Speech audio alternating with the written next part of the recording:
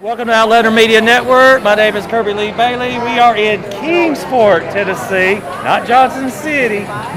And I'm with Jamison Newlander, not to be mixed up with Jamie.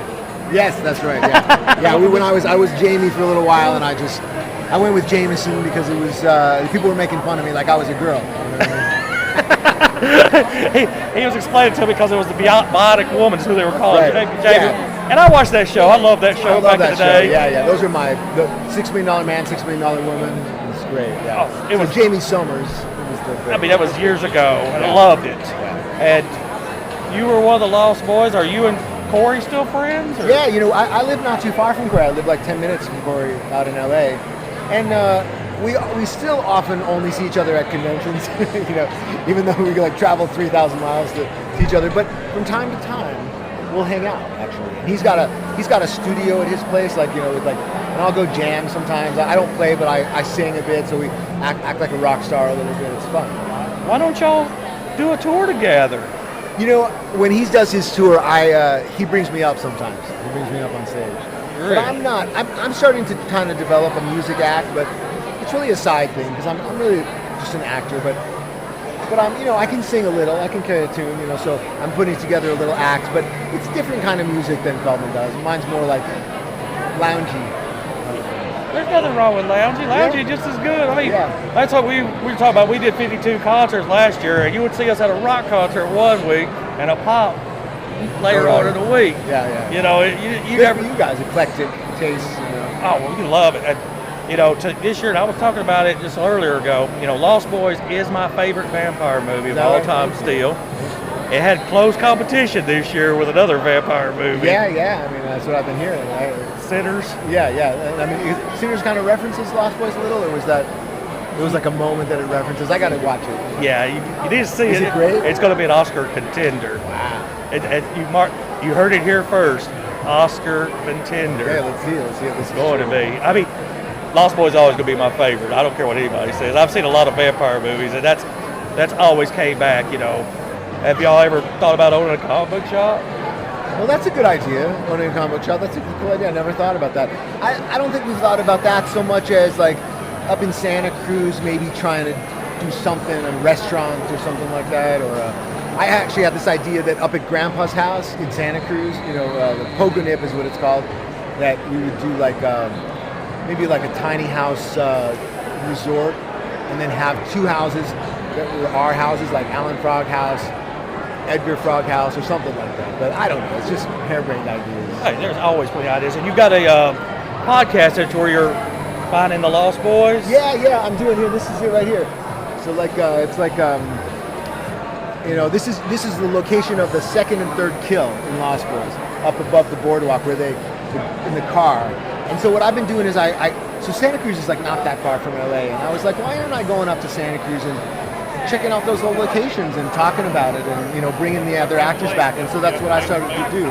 About 2 years ago, we went to see the Lost Boys. They show it on the beach every year in Santa Cruz. And so I went, we did that, and I signed some autographs there, and went to the comic book store. And now every year since it, last year, and then now this year again, we're going to go. So was the movie actually filmed at Santa Cruz, or was it filmed? It really was. Yeah, all the exteriors, with a couple exceptions, were in Santa Cruz. And then Grandpa's house was in Santa Cruz, but then they rebuilt the entire thing, board for board, on a soundstage at Warner Brothers. Really? Yeah, so they could destroy it and take out a wall and stuff like that. Movie making stuff. So are you doing lots of conventions? Or? Yeah, I do I think I'm up to maybe 7 or 8 conventions a year, which is a nice clip. It's a lot, but it's not overwhelming. I still have a really good time at conventions. I'm not burned out on it or anything like that. I love to see the fans. When we did in 2005, when we did our first convention, we didn't know, we knew there were fans, but we weren't interacting with fans. So then the conventions are where you really get to talk to people and see what the movie meant to people. There's a lot of people who say, this is my comfort movie as a kid, or, there was someone who was just telling me that they were going through a divorce or something like that, and they they were watching Lost Boys like every day to like help them. You know? I didn't think about that because the lady was divorced Yeah, and that's moving right. out. I didn't even Yeah, think about that. Yeah, like another angle. You know? I say I've been watching that a bunch of times if I thought about divorce. Yeah. You're married with children now, right? Yeah. How old are your kids? I got a 12, 13-year-old, and he's 12, but going on 13, and then 16-year-old. And 16 is how old I was when I filmed Lost Boys. Really? Yeah, so it's like, it's trippy. I mean, you know, having a kid that age. And they're both into acting, actually. I mean, they haven't started, but I just got a new manager, a new agent, and they're going to sign them as well.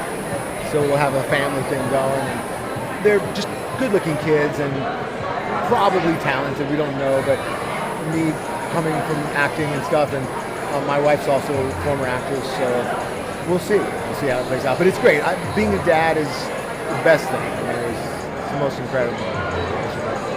I mean, I'm sitting there going, God, we're almost the same age because we kind of grew up together, Yeah, you know. I can't believe that we're this age. I still feel 17. Well, I mean, you sit there, you tell me you got a 16-year-old, and I just became a grandparent, and I have a 30-year-old. Oh, man. That's my baby. Oh, man. You became a grandparent. That's awesome. And we're almost the same age. I mean, I'm a little bit older. I just turned 56 the other day. Yeah, I just turned 55, so. Yeah, we're almost the same age. Yeah, I started kind of late. I mean, you know, I didn't know what I was going to do to support a family, you know, to be an actor, you know. But it worked out. You know, I do a bunch of other things. I'm a writer also, and pieced it together. And, you know, it just, thinking about having kids, I knew I wanted to have kids, but I didn't know how amazing it was going to be. You know, I don't know if you had that experience too. Love them. Yeah. Wouldn't trade them for anything. Yeah. Sometimes I might want to kill them, but Right, I won't trade them. Right, exactly. Because it's like amazing, but also like so hard. It's so hard. Yeah, like I said, I get it because part of it is like you started a little late. I started real early, and it's like you say you didn't know what to do if you just started that early. Guess what? I started early. I had no clue what I was doing. Yeah. It's like, learning on the fly. And it didn't take my daughters long to figure out that I didn't know what I was doing. You took advantage of that. Pushed it. Well, you know, and I thought at one point I wanted a son at one point, and I got a little older, and my girls were getting a little older, and I was like, you know, I'd like to have a son. Kept my nephews for the afternoon. You're like, no. I'm good. Yeah. And the universe rewarded me with a grandson, so we're good now. That's good. Well, thanks for taking time with it, Jamison. Definitely. We appreciate you coming on the show. Totally. And we're Outlander Media. We're out of here.